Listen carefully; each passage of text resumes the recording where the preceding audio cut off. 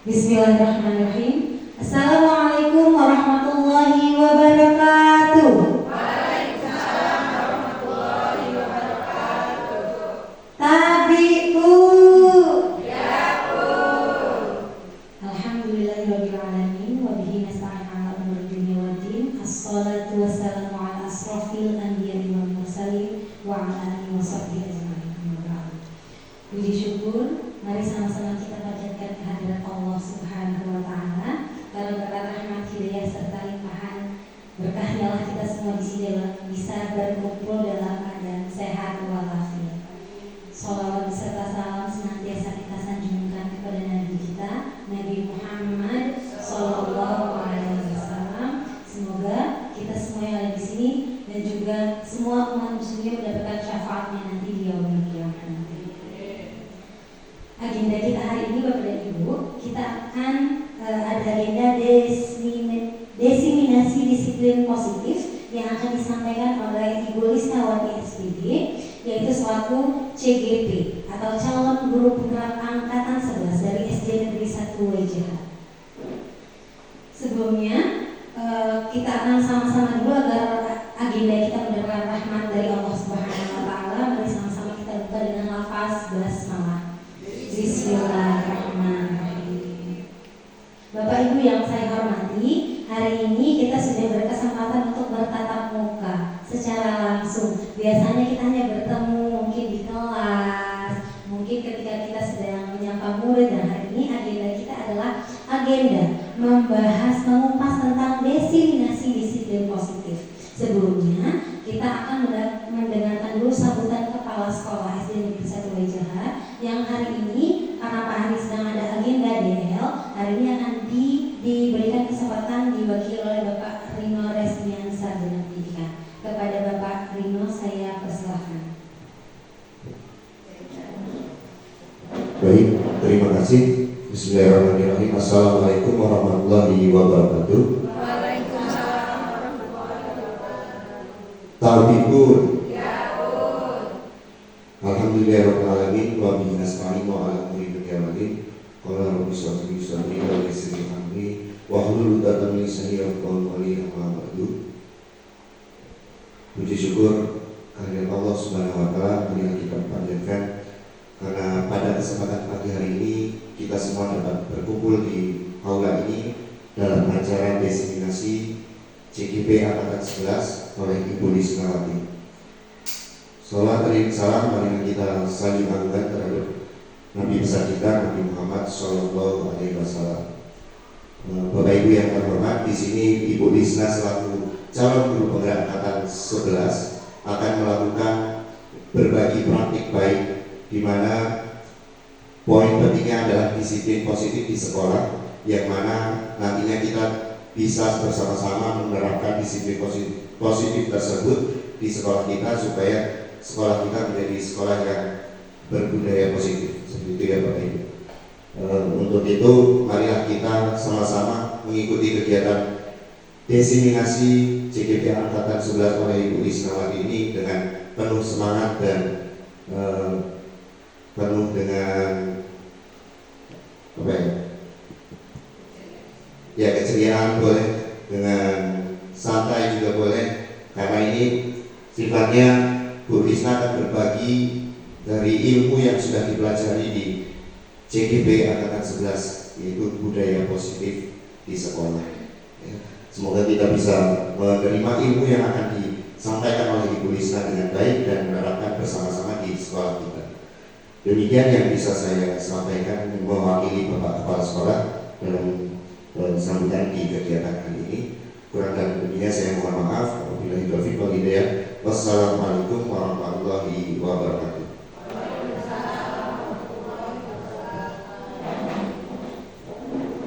Terima kasih saya sampaikan kepada Bapak Rino atas sambutannya yang hari ini berkesempatan untuk mewakili Kepala Sekolah. Selanjutnya adalah agenda inti. Sebelumnya izin dulu ya Bapak-Bapak Ibu, kayaknya semua sudah tegang. Kalau saya bilang buka mulut tertawa 3 kali, hahaha, interupsinya sesuai dengan berapa kalinya. Bisa ya Bu ya? Biar semangat lebih rileks lagi. Izin ya Bu Lisna ya. Buka mulut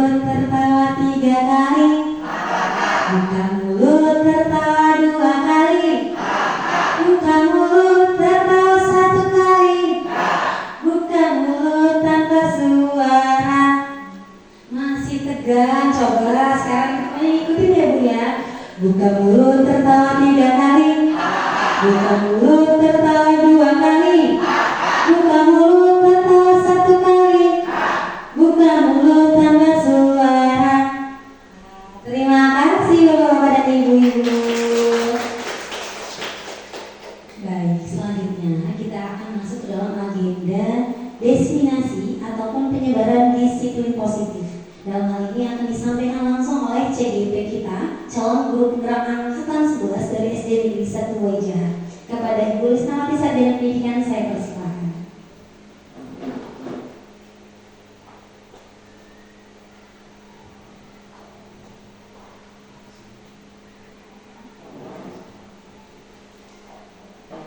Selamat pagi Bapak Ibu, sehat semua. Assalamualaikum warahmatullahi wabarakatuh.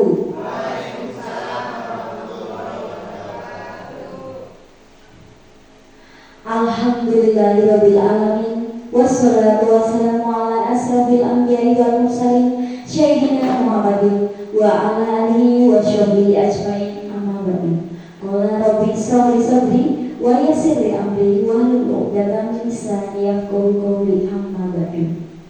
Yang terhormat Bapak Kepala Sekolah SD Negeri 1 Waijaha yang saat ini diwakili oleh Bapak Reno Restian, yang saya hormati Bapak Ibu Dewan Guru SD Negeri 1 Waijaha yang insya Allah dimuliakan oleh Allah Subhanahu wa Ta'ala. Amin, Allahumma amin. Pertama-tama marilah kita panjatkan puji syukur kehadirat Allah Subhanahu wa Ta'ala yang mana pada kesempatan pagi hari ini kita dapat berkumpul di aula ini dalam keadaan sehat walafiat. Salawat teriring salam marilah kita sanjung agungkan kepada Nabi besar Muhammad Sallallahu Alaihi Wasallam yang selalu kita nanti-nantikan syafaatnya di yaumil kiamat. Amin. Baik, terima kasih Bapak Reno, Bapak Kepala Sekolah yang sudah memberikan waktu kepada saya untuk menyampaikan diseminasi penyebaran disiplin positif pada kesempatan ini. Dan saya ucapkan terima kasih kepada Bapak Ibu Dewan Guru sudah menyempatkan waktu untuk hadir di aula ini untuk memenuhi tugas CGP saya pada pagi hari ini.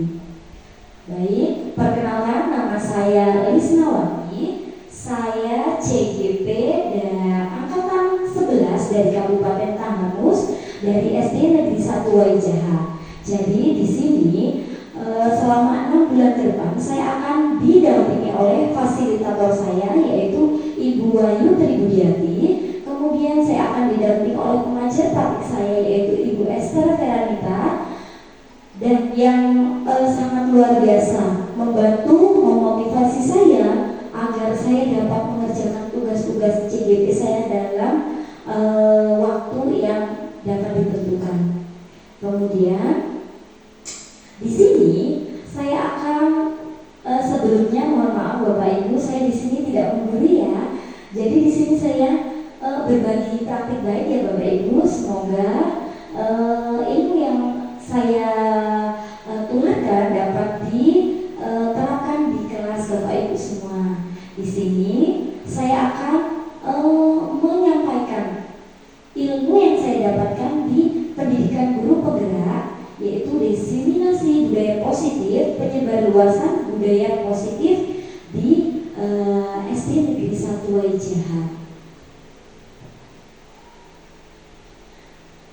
Pegang semua Bapak Ibu, ice cream dulu ya. Yo, ini ada tepung pagi siang malam. Jadi Bapak Ibu, halo. Hai. Halo. Ya, jadi di sini ada tepung pagi siang malam. Jadi kalau saya bilang pagi, nanti tepungnya 1 kali. Nah, kemudian jika siang tepungnya 2 kali. Jika malam dia tidak tepung. Siap? Kita coba ya. Pagi. Baik. Siang. Malam. Iya, bagus. Siang. Pagi. Malam. Malam. Malam. Siang. Pagi. Siang. Siang. Malam. Malam. Siang. Bagus, tepuk tangan untuk kita semua. Ya, jadi sudah konsentrasi semua ya. Ya, Bapak Ibu. Baik. Selanjutnya, jadi konsep inti budaya positif ini ada beberapa poin ya Bapak Ibu. Yang pertama, perubahan paradigma belajar. Yang kedua, ada disiplin positif. Yang ketiga, nilai-nilai kebajikan. Yang keempat, kebutuhan dasar manusia. Yang kelima yaitu motivasi perilaku manusia, posisi kontrol, keyakinan kelas, dan segitiga restitusi. Kemudian ini yang pertama yaitu pembelajaran dengan paradigma baru. Pembelajaran dengan paradigma baru merupakan pembelajaran yang dirancang berdasarkan prinsip pembelajaran berdiferensiasi. Ya Bapak Ibu, jadi berdiferensiasi di sini yaitu pembelajaran yang berpihak pada murid. Kita mengenali semua kebutuhan murid. Kita melakukan pembelajaran sesuai dengan minat bakat, kemudian sesuai dengan kebutuhan murid tersebut.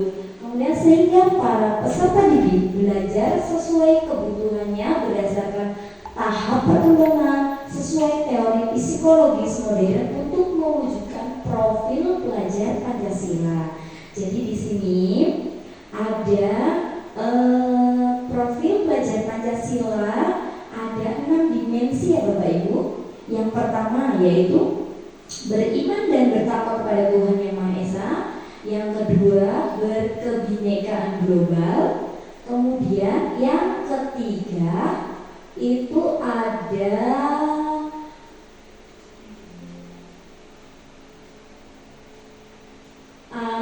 mandiri, gotong royong, bernalar kritis, dan kreatif.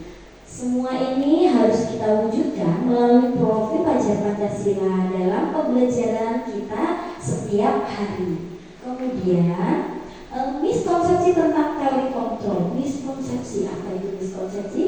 Itu adalah pandangan yang keliru ya Bapak Ibu. Di sini ada ilusi guru mengontrol murid. Ini adalah miskonsepsi dari teori kontrol. Kemudian yang kedua, ilusi bahwa kritik dan membuat rasa bersalah mampu menguatkan karakter. Kemudian ilusi bahwa semua penguatan positif, efektif, dan bermanfaat. Yang terakhir, ilusi bahwa orang dewasa itu berhak memaksa. Ini adalah miskonsepsi, anggapan yang keliru bahwa kita menganggap biasanya ya Bapak Ibu bahwa orang dewasa itu berhak memaksa. Memaksa di sini adalah memaksa peserta didik agar mau memenuhi apa mau kita, apa mau guru dengan cara memaksa. Kemudian mengubah paradigma stimulus respon ke pendekatan teori kontrol. Di sini ada 2 pendekatan ya Bapak Ibu, stimulus respon dan teori kontrol. Di sini ada perbedaan. Stimulus respon itu bersifat realitas atau kebutuhan kita sama. Jadi kita menganggap semua kebutuhan peserta didik itu sama. Kemudian semua orang melihat hal yang sama. Kita mencoba mengubah orang agar berpandangan sama dengan kita. Nah, jadi stimulus respon ini menganggap bahwa kita bisa merubah pandangan orang terhadap kita. Kemudian perilaku buruk dilihat sebagai suatu kesalahan. Ini adalah stimulus respon ya Bapak Ibu. Jika peserta didik melakukan kesalahan atau suatu kesalahan itu dianggap buruk sekali. Nah, itu merupakan pendekatan stimulus respon. Kemudian orang lain bisa mengontrol saya bisa mengontrol orang lain. Kemudian pemaksaan ada pada saat bujukan gagal. Jadi kita berupaya memaksa peserta didik ketika bujukan kita itu gagal. Nah, ini adalah stimulus respon. Kemudian beda dengan teori kontrol Bapak Ibu. Teori kontrol ini kebutuhan kita itu berbeda. Kita menganggap kebutuhan peserta didik itu berbeda antara yang satu dengan yang lain. Setiap orang memiliki gambaran berbeda. Kita harus berpikiran bahwa setiap peserta didik itu mempunyai gambaran pemikiran yang berbeda-beda. Kita tidak boleh mensamaratakan pemikiran peserta didik. Kemudian kita berusaha memahami pandangan orang lain tentang dunia. Semua perilaku memiliki tujuan. Ya, jadi di teori kontrol ini beranggapan bahwa semua perilaku itu memiliki tujuan. Kemudian hanya Anda yang bisa mengontrol diri Anda. Kemudian tidak bisa mengontrol orang lain, kolaborasi dan konsensus menciptakan pihak-pihak baru, dan model berpikirnya itu menang-menang. Yang kedua yaitu disiplin positif. Nah, sudah seringkali Bapak Ibu ya kita mendengar kata-kata disiplin positif. Nah, di sini disiplin itu berasal dari kata disiplina yang artinya belajar. Disiplin mengacu pada disiplin diri Bapak Ibu yang memiliki tanggung jawab terhadap apa yang dilakukan berdasarkan nilai-nilai yang diyakini. Disiplin positif merupakan salah satu cara penerapan disiplin yang bertujuan untuk menumbuhkan kesadaran serta memberdayakan peserta didik tanpa imbalan, penghargaan, rewards, ancaman atau hukuman. Nah, ini adalah disiplin positif. Kebiasaan-kebiasaan baik yang selalu diterapkan di sekolah tersebut sehingga menjadi kepribadian yang menetap dalam diri sehingga menghasilkan perilaku yang baik. Itu adalah disiplin positif. Kemudian sebagai pendidik, tujuan kita adalah menciptakan peserta didik yang memiliki disiplin diri sehingga mereka berperilaku mengacu kepada nilai-nilai kebajikan universal dan memiliki motivasi intrinsik dalam perubahan perilaku ke arah yang lebih baik. Motivasi intrinsik ini perlu sekali ya Bapak Ibu. Apa itu motivasi intrinsik? Ini tuh dalam ya. Jadi motivasi yang berasal dari dalam diri setiap individu ya, agar bisa memberikan perubahan perilaku yang lebih baik. Ini sangat penting ya Bapak Ibu. Kemudian selanjutnya yang ketiga yaitu nilai-nilai kebajikan. Nilai-nilai kebajikan adalah sifat-sifat positif manusia yang merupakan tujuan mulia yang ingin dicapai setiap individu. Nah, nilai-nilai tersebut bersifat universal atau menyeluruh ya Bapak Ibu. Kemudian nilai mengaitkan nilai-nilai kebajikan yang diyakini seseorang, maka motivasi intrinsiknya akan terbangun.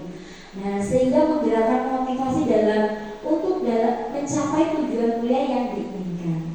Yang ketiga yaitu nilai-nilai kebajikan yang ingin dicapai setiap anak Indonesia. Kita kenal dengan profil pelajar Pancasila. Jadi ini sangat penting ya Bapak Ibu. Ini yang akan dicapai kita ya. Jadi profil pelajar Pancasila ada 6 dimensi itu yang akan kita capai dalam pembelajaran kurikulum merdeka. Ya. Kemudian nilai-nilai kebajikan yaitu nilai yang disepakati bersama. Jadi itu disepakati bersama oleh guru dan peserta didik sehingga menciptakan perubahan perilaku yang sangat bagus. Di sini contoh nilai kebajikan institusi suatu organisasi yang pertama tadi sudah saya sebutkan ya, profil pelajar Pancasila. Nah, di sini sangat ini ya Bapak Ibu tidak asing lagi. Ada 6 dimensi. Nah, ada 6 dimensi: beriman dan bertakwa kepada Tuhan Yang Maha Esa dan berakhlak mulia, berkebinekaan tunggal, gotong royong, mandiri, kreatif dan bernalar kritis. Jadi di sini ada lagunya Bapak Ibu. Ada lagunya ketika kita mulai pembelajaran untuk mengenalkan profil pelajar Pancasila kepada anak, kita bisa menyanyikan ice breaking dengan lagu profil pelajar Pancasila. Ada yang mau maju ke depan boleh? Ada yang boleh? Ya, nyanyi.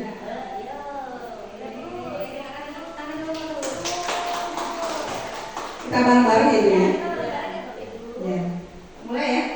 Pelajar Pancasila beriman dan bertakwa pada Tuhan Yang Esa dan berakhlak mulia, berkebinekaan global, gotong royong, mandiri, kreatif dan bernalar kritis.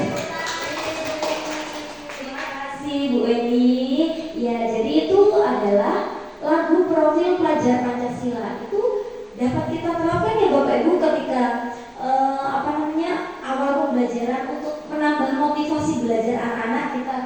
nyanyi dulu profil pelajar Pancasila agar suasananya lebih lebih enjoy, lebih santai gitu. Jadi ketika kita memberikan pelajaran itu dapat terserap dengan baik oleh peserta didik kita. Kemudian Ibu Primer Years Program PYP. Ini ada toleransi, rasa hormat, integritas, mandiri, menghargai, antusias, empati, keingintahuan, kreativitas, kerjasama, percaya diri, dan komitmen. Ini adalah nilai-nilai kebajikan yang penting juga untuk peserta didik kita. Kemudian ada keterampilan hidup atau life skill. Dapat dipercaya, lurus hati, pendengar yang aktif, tidak merendahkan orang lain, dan memberikan yang terbaik dari diri. Nah, itu juga sangat penting ya Bapak Ibu, karena kita melihat juga banyak siswa-siswa yang masih merendahkan orang lain. Nah, itu kita dapat edukasi itu nggak boleh merendahkan orang lain, itu sama perilaku yang tidak baik. Nah, di sini bisa kita terapkan nilai-nilai kebajikan, tidak merendahkan orang lain kepada peserta didik kita. Kemudian selanjutnya yang keempat yaitu kebutuhan dasar manusia. Dari kata-katanya ya, kebutuhan dasar manusia. Apa itu kebutuhan dasar? Kebutuhan. Kita tidak asing ya Bapak Ibu dengan kata-kata kebutuhan. Kebutuhan adalah segala sesuatu yang harus dipenuhi oleh semua individu. Nah, jadi itu kata tersiratnya. Ini secara harfiahnya yaitu kebutuhan dasar manusia adalah segala sesuatu yang kita lakukan untuk mendapatkan apa yang kita inginkan. Seluruh tindakan yang kita lakukan memiliki tujuan tertentu Bapak Ibu, dan semua usaha terbaik yang kita lakukan adalah dalam rangka agar kebutuhan dasar kita terpenuhi dengan baik. Betul atau betul? Betul ya Bapak Ibu, semua yang kita lakukan itu pada dasarnya untuk memenuhi kebutuhan dasar manusia. Ya, kita berangkat ke sekolah, kita memenuhi kebutuhan secara tidak sadar ya Bapak Ibu. Ya, kemudian selanjutnya ada 5 kebutuhan dasar manusia. Yang pertama adalah bertahan hidup. Contohnya yaitu makanan, pakaian, tempat tinggal, keamanan, dan kesehatan. Ini harus terpenuhi Bapak Ibu. Kemudian kasih sayang dan rasa diterima. Ini juga kebutuhan dasar manusia yang penting pula Bapak Ibu. Di sini contohnya rasa diterima, diperdulikan, berbagi, kerjasama, menjadi bagian dalam kelompok. Kemudian yang selanjutnya ada penguasaan, harga diri, keinginan untuk dianggap memimpin, berprestasi, diakui, dan didengar. Kemudian yang keempat yaitu ada kebebasan, mandiri, memiliki pilihan, mencoba hal baru, mampu mengendalikan arah dirinya. Yang terakhir yaitu ada kebutuhan kesenangan. Jadi peserta didik itu juga punya kebutuhan kesenangan Bapak Ibu, yaitu bermain, humor, antusiasme, dan tertawa. Jadi dalam kurikulum Merdeka ini dihimbau bahwa kita harus memberikan rasa kebebasan, kesenangan kepada peserta didik. Agar apa Bapak Ibu? Agar pembelajaran yang kita sampaikan itu dapat terserap dengan baik oleh peserta didik kita, yaitu dengan pertama-tamanya di awal pembelajaran kita harus bermain dulu. Boleh itu malah dianjurkan Bapak Ibu, di kurikulum Merdeka ini malah dianjurkan. Jadi setiap awal pembelajaran itu kita tidak langsung kasih materi, tidak Bapak Ibu, kita berikan humor dulu atau ice breaking, bermain, nggak apa-apa Bapak Ibu, 5 menit atau 10 menit ya Bapak Ibu. Kemudian disuruh tertawa dulu supaya hatinya plong ya Bapak Ibu. Nah itu tujuannya yaitu itu Bapak Ibu, agar anak-anak itu merasa nyaman ketika proses pembelajaran. Mereka merasa happy, tidak tegang, tidak tidak mencekam, tidak takut dengan guru. Maksudnya tidak takut ini tidak Bapak Ibu, tidak menganggap guru ngomong yang sangat mengerikan gitu. Jadi ketika dia sudah happy, maka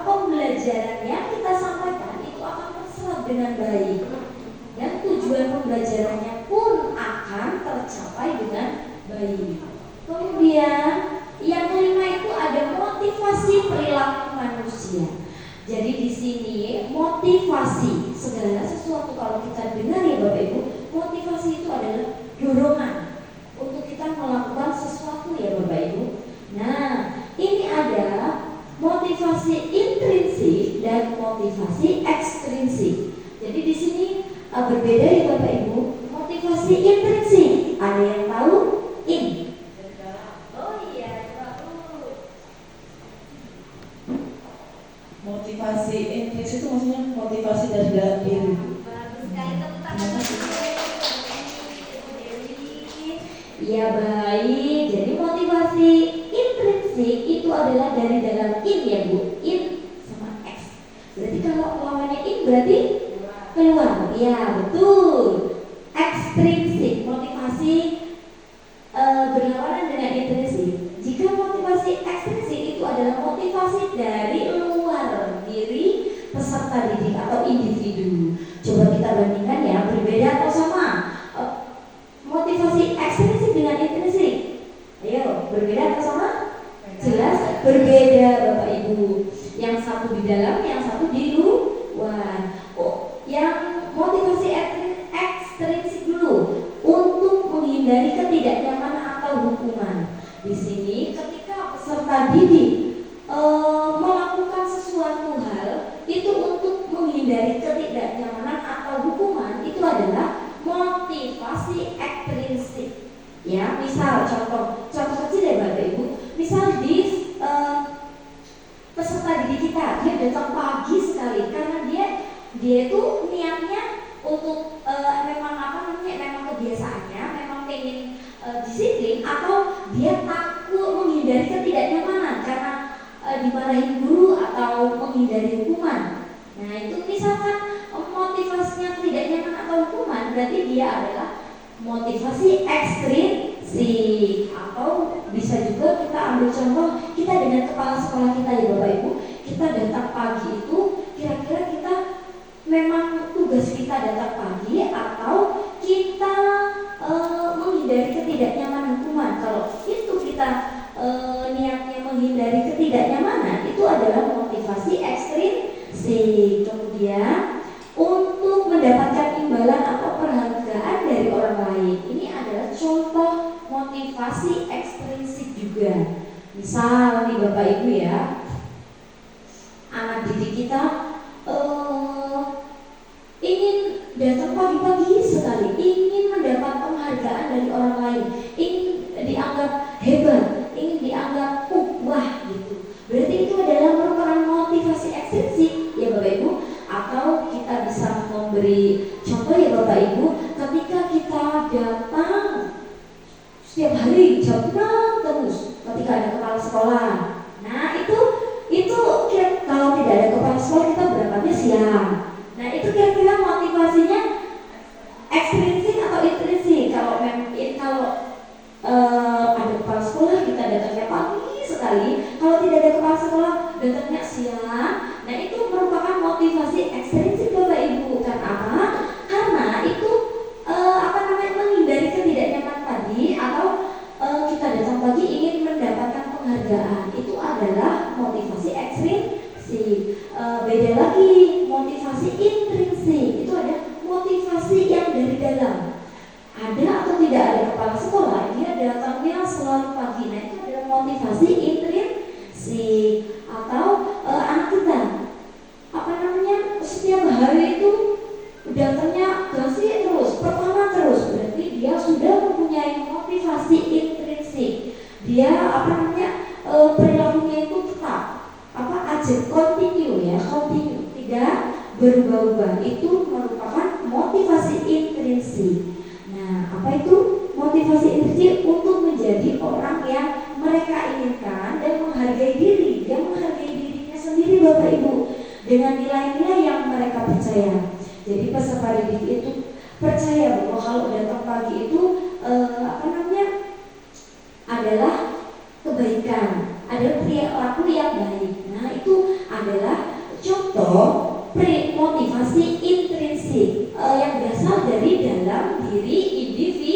Kemudian di sini ada tiga ada tiga cara guru untuk menghadapi murid yang menghadapi permasalahan. Yang pertama itu hukuman, konsekuensi, dan restitusi. Tiga ini, coba Bapak Ibu, ini semua berbeda ya Bapak Ibu. Jika hukuman itu tidak terencana dan datangnya tiba-tiba, murid tidak tahu apa yang terjadi, tidak dilibatkan, bersifat satu arah, berupa hukuman psikis atau fisik. Misal hukuman fisik, dia disertai dengan kegiatan dia. Misal kayak dia berangkatnya telat, suruh keliling lapangan. Nah, itu adalah hukuman fisik ya, atau psikis. Psikis itu contohnya dengan omongan-omongan kita yang kita lontarkan. Kamu sangat nakal, kamu sangat bodoh. Nah, itu adalah hukuman psikis yang langsung tertanam di dalam hati individu. Dan itu Bapak Ibu, ketika kita memberikan label itu di hadapan murid, itu tidak akan hilang walaupun dia sampai besar, sampai tua ya Bapak Ibu. Jadi itu adalah hukuman yang kita berikan. Coba yang kedua yaitu konsekuensi. Ini bersifat terencana, disepakati sesuai peraturan.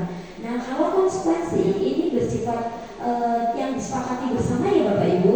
Kemudian murid tetap dibuat tidak nyaman. Sikap guru selalu memonitor murid, memantau murid. Kemudian yang ketiga yaitu ada restitusi, proses menciptakan kondisi bagi murid untuk memperbaiki kesalahan, proses kolaboratif yang mengajarkan murid untuk mencari solusi sendiri. Nah, ini adalah restitusi. Ini sama kayak BK ya Bu ya. Kita panggil anaknya, kita kita bicara empat mata gitu, dengan hati ke hati dengan murid, agar murid lebih bisa mencari solusinya sendiri. Nanti kita bahas di slide selanjutnya ya. Nah, sekarang kita akan membedakan hukuman atau konsekuensi. Bapak Ibu di sini tolong jawab ya Bapak Ibu. Di sini ada pernyataan, nanti Bapak Ibu tentukan ini merupakan hukuman atau konsekuensi. Nah, contoh mencatat 100 kali di dalam buku kalimat "Saya tidak akan terlambat lagi karena terlambat ke sekolah." Itu merupakan apa Bapak Ibu? Oh iya, betul sekali, hukuman ya Bapak Ibu. Kemudian lari mengelilingi lapangan basket 2 kali karena terlambat hadir di sekolah. Hukuman, betul. Kemudian membersihkan coretan yang dibuatnya di meja tulis. Konsekuensi, betul. Murid diminta untuk push up 15 kali karena tidak menggunakan masker ke sekolah. Hukuman, betul. Kemudian ini kira-kira hukuman fisik atau psikis? Fisik, betul, fisik ya. Kemudian menggantikan kertas tugas rumah yang telah dicoret-coret. Konsekuensi, betul. Berjemur di lapangan basket pukul 12 siang karena ngobrol dengan teman. Hukuman, betul. Murid diminta bertelanjang kaki sepanjang hari karena tidak menggunakan sepatu warna hitam sesuai peraturan. Hukuman, betul sekali. Tepuk tangan untuk kita semua Bapak Ibu. Ya, sekarang yang keenam yaitu 5 posisi kontrol guru. Di sini yang pertama guru sebagai penghukum, yang kedua guru sebagai pembuat merasa bersalah, guru sebagai teman, guru sebagai pemantau, dan guru sebagai manajer. Kita akan bahas satu ya. Yang pertama yaitu guru sebagai penghukum, yaitu seorang penghukum bisa menggunakan hukuman fisik maupun verbal. Guru-guru yang menerapkan posisi penghukum akan berkata, "Patuhi aturan saya," atau "Awas kalian ya." Nah, itu adalah penghukum ya Bapak Ibu. Kamu selalu saja salah. Kemudian pasti selalu yang terakhir selesai menulis. Kemudian guru seperti ini senantiasa percaya hanya ada satu cara agar pembelajaran bisa berhasil,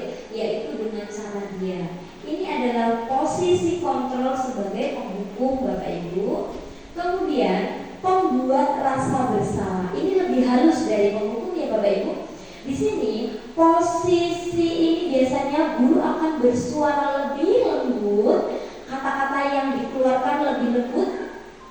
Seperti contohnya, ibu sangat kecewa sekali dengan kamu nak. Kemudian, berapa kali bapak ibu harus memberitahu kamu ya? Gimana coba kalau orang tua kamu tahu kamu berbuat begini? Nah, di posisi murid akan memiliki penilaian diri yang buruk tentang diri mereka. Jadi tidak kita yang mengejas anak tersebut itu jelek ya. Tetapi dengan kata-kata lembut kita, anak nanti akan merasa dirinya salah sendiri dengan kata-kata yang kita lontarkan yang lebih lembut, lebih mengena di palung hati peserta didik ya. Kemudian selanjutnya yaitu teman. Di posisi ini tidak akan menyakiti murid. Guru tidak sama sekali menyakiti murid, namun akan tetap berupaya mengontrol murid melalui persuasi. Mereka akan berkata, contohnya Bapak Ibu, ayo bantulah demi ibu ya. Kemudian, ayo ingat tidak bantuan Bapak Ibu selama ini. Ya sudah, kali ini tidak apa-apa, nanti ibu bantu bereskan.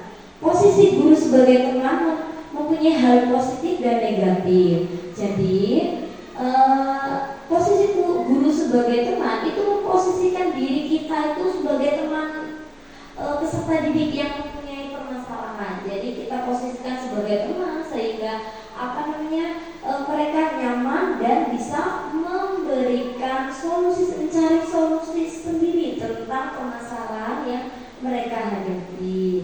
Kemudian guru sebagai pemantau. Pemantau berarti mengawasi. Kita mengawasi anak didik Bapak Ibu. Pada saat kita mengawasi, kita bertanggung jawab atas perilaku orang-orang yang kita awasi. Kemudian posisi pemantau berdasarkan pada peraturan-peraturan dan konsekuensi pertanyaan yang diajukan seorang pemantau, yaitu salah satu contohnya yaitu peraturannya apa. Kita mengingatkan kepada anak didik kita ketika dia melakukan kesalahan, peraturannya apa ya, kemudian apa yang telah kamu lakukan, sanksi atau konsekuensinya apa. Nah, kita mengingatkan itu sebagai pemantau. Kemudian yang terakhir yaitu sebagai manajer.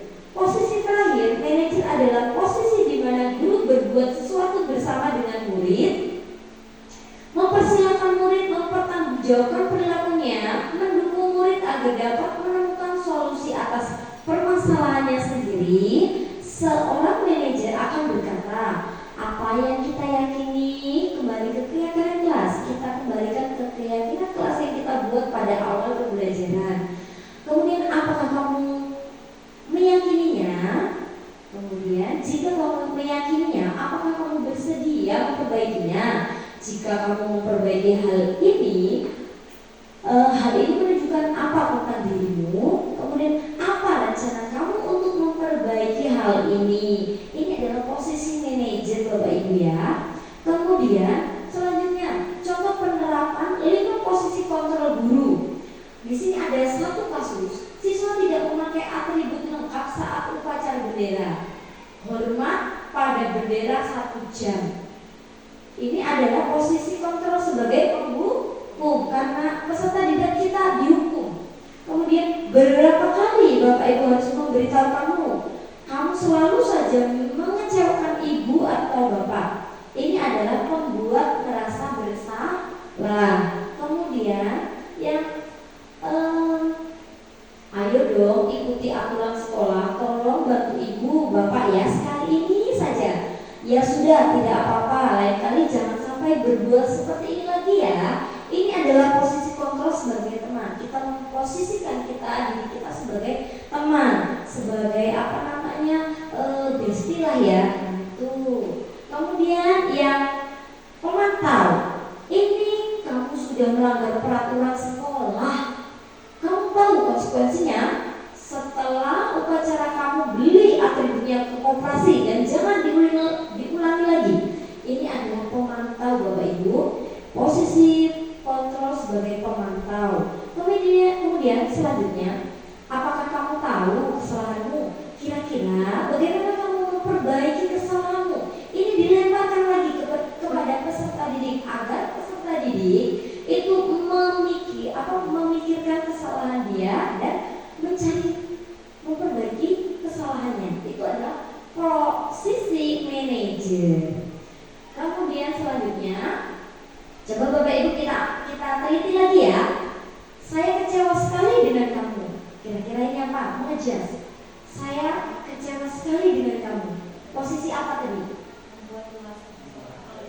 Coba, yuk kita lihat ya.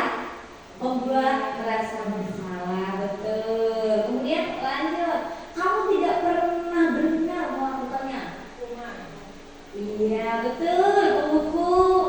Kemudian apa rencanamu untuk menyelesaikan masalah ini? Manajer atau apa? Penghukum, manajer atau apa? Coba, apa rencanamu untuk menyelesaikan masalah ini? Manajer ya, manajer betul. Kemudian ayolah lakukan demi Bapak Ibu ya. Sebagai teman, betul sekali. Kamu tidak pernah mendapat nilai.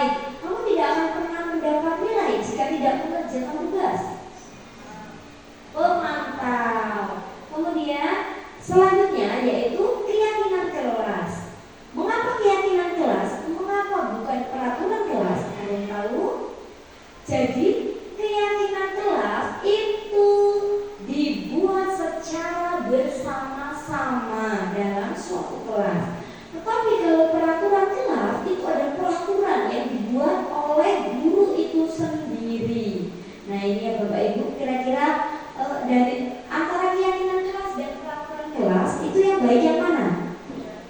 Betul sekali, keyakinan kelas, karena itu dibuat secara bersama-sama oleh peserta didik kita. Nah, kesepakatan disusun dan dikembangkan bersama-sama antara guru dan murid. Kesepakatan kelas yang menuntun nilai-nilai positif akan berujung pada keyakinan kelas. Keyakinan kelas merupakan kesepakatan kelas yang diyakini bersama oleh guru dan murid selama proses pembelajaran. Jadi itu ya Bapak Ibu, berangkat dari kesepakatan kelas yang disusun, kita lakukan sehingga menjadi suatu keyakinan kelas yang diterapkan oleh peserta didik kita setiap pembelajaran berlangsung. Kemudian pembentukan keyakinan kelas itu bersifat abstrak, berupa pernyataan yang universal, yang menyeluruh, dibuat dalam pernyataan positif. Jadi ketika kita membuat keyakinan kelas, kita tidak boleh membuat kata-kata yang negatif. Tidak boleh, itu tidak boleh ya. Harus lebih ke pernyataan yang positif. Sedikit saja agar mudah diingat Bapak Ibu. Nggak usah panjang-panjang keyakinan kelasnya, sedikit aja. Yang penting peserta didik ingat apa yang sudah disepakati. Kemudian sesuai dengan kondisi kelas dan sekolah sehingga mudah diterapkan. Semua warga kelas dilibatkan saat membuat keyakinan kelas. Contoh keyakinan kelas itu ada yang bertanggung jawab, bersikap jujur, bersikap tenang, kemudian sopan dan santun, saling menghormati, saling menghargai dan saling tolong menolong. Ini adalah contoh keyakinan kelas. Kemudian yang ke-8, ada segitiga restitusi. Nah ini Bapak Ibu, suatu proses dialog yang dijalankan oleh guru agar dapat menghasilkan murid yang mandiri dan bertanggung jawab. Ini adalah merupakan segitiga restitusi yang harus kita lakukan dalam proses pembelajaran atau menghadapi peserta didik yang mengalami permasalahan. Nah, di sini ada tahap-tahapnya Bapak Ibu, ada 3 tahap. Yang pertama, menstabilkan identitas. Yang kedua, validasi tindakan yang salah. Yang ketiga yaitu menanyakan keyakinan. Menstabilkan identitas. Kita menstabilkan ya Bapak Ibu, itu berdasarkan prinsip membuat kesalahan adalah bagian dari proses pembelajaran. Ini yaitu menstabilkan identitas. Contohnya yaitu contoh kata-katanya ya Bapak Ibu, berbuat salah itu wajar. Tidak ada manusia yang sempurna. Bapak Ibu juga pernah melakukan itu.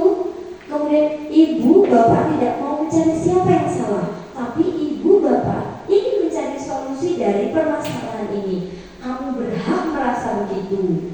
Nah itu adalah menstabilkan identitas. Kemudian yang kedua yaitu validasi tindakan yang salah. Berdasarkan prinsip setiap perilaku berupaya memenuhi suatu kebutuhan tertentu. Contohnya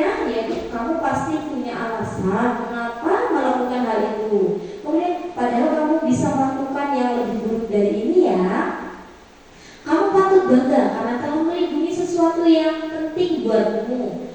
Kamu melakukan karena mempertahankan sesuatu yang penting bagimu. Itu yang ketiga, yaitu menanyakan keyakinan.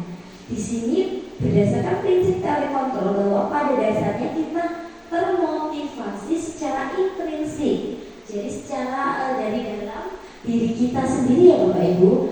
Contohnya apa keyakinan kelas kita, nilai-nilai apa yang telah disepakati bersama, seperti apa gambaran sebuah kelas yang ideal menurut kamu ingin menjadi orang yang seperti apa.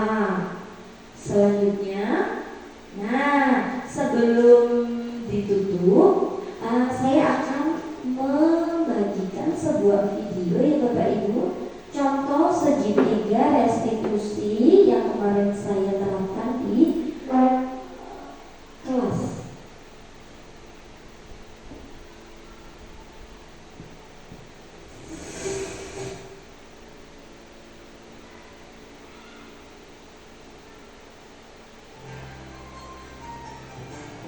Kasus yang pertama, Salwa selalu tidak terima pekerjaan yang dicontek oleh temannya. Ia marah dan tidak mau dicontek.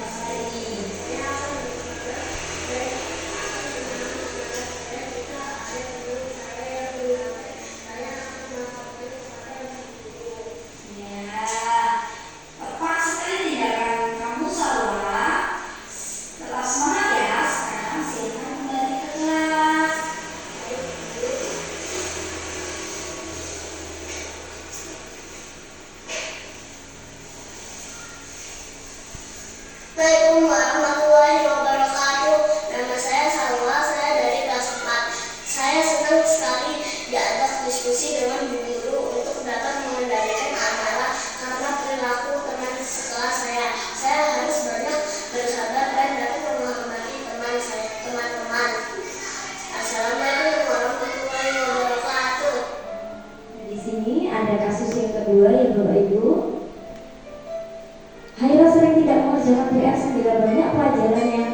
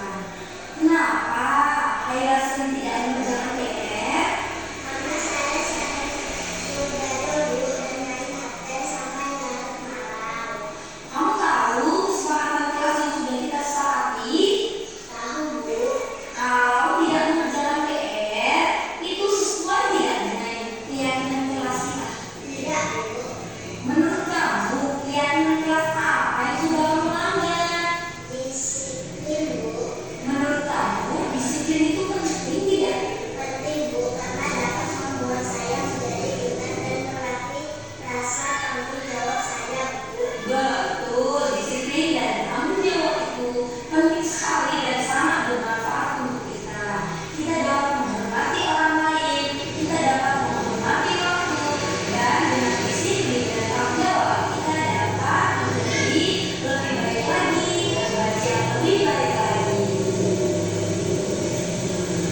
Ya Bu, saya Anissa, sudah sering tidak Iya, adalah sikap yang baik sudah kamu tunjukkan dengan cara meminta maaf. Menurut kamu, apa yang akan kamu lakukan agar kamu selalu mengucapkan PR? Saya tidak akan begadang dan main HP terus agar dapat mengerjakan PR.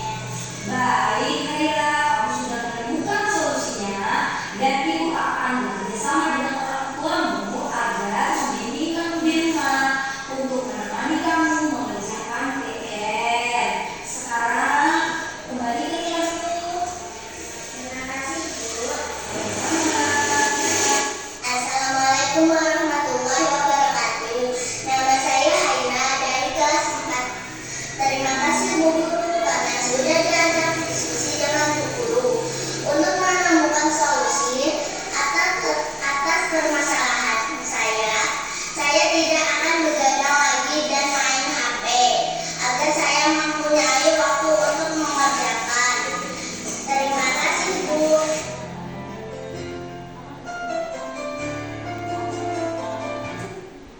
Baik, jadi itu adalah contoh dari segitiga restitusi ya Bapak Ibu. Jadi kita manggil anak, jadi yang memecahkan masalah itu adalah anak sendiri, gitu ya Bapak Ibu. Jadi penutup. Jadi dalam penerapan program disiplin positif, hendaknya guru memiliki standar kepribadian profesional dan sosial yang baik, di mana guru mampu merefleksi dirinya dalam posisi kontrol saat ini. Bagaimana perjalanan dirinya sebagai anak atau manajer yang menuntun murid-muridnya menjadi insan yang mandiri, merdeka, dan bertanggung jawab menurut standar nasional pendidikan.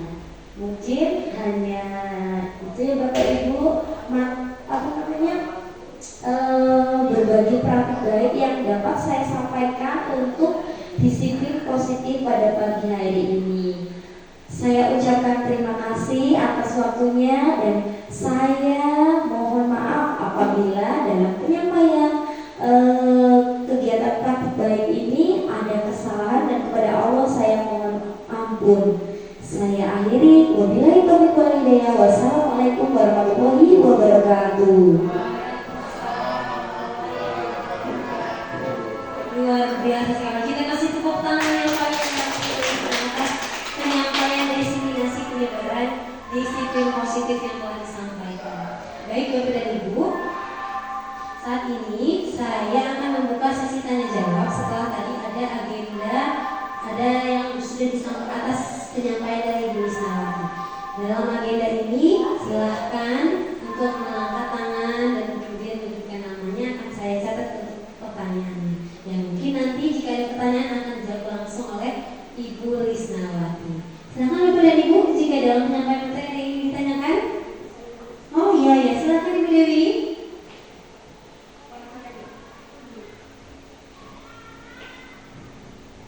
Ya, terima kasih atas waktunya. Yang ingin saya pertanyakan adalah dari 5 posisi kontrol guru, mana Ibu yang paling baik untuk diterapkan di kelas? Oke, itu saja. Terima kasih Bu.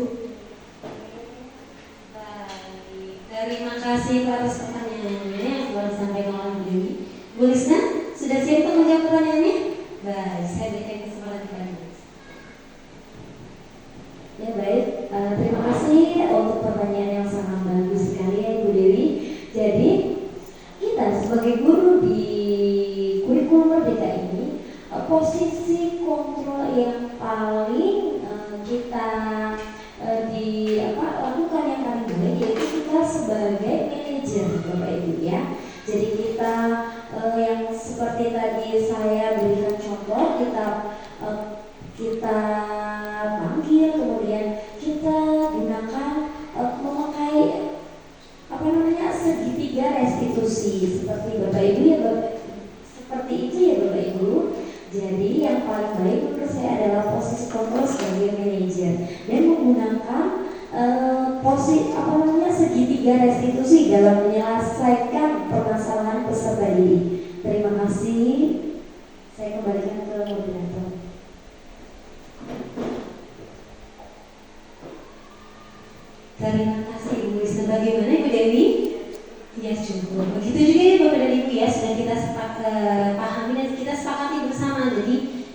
posisi sebagai manajer ini adalah posisi yang paling ideal untuk kita sebagai seorang guru. Ada lagi Bapak dan Ibu yang ingin bertanya? Cukup? Cukup. Baik, Ibu Lisna, sepertinya alhamdulillah Bapak dan Ibu memang sudah sangat paham dengan penyampaian yang sudah disampaikan Ibu Lisna. Sebelum kita tutup agenda ini, saya selaku moderator, saya mengakui ada beberapa hal yang mungkin kurang berkenan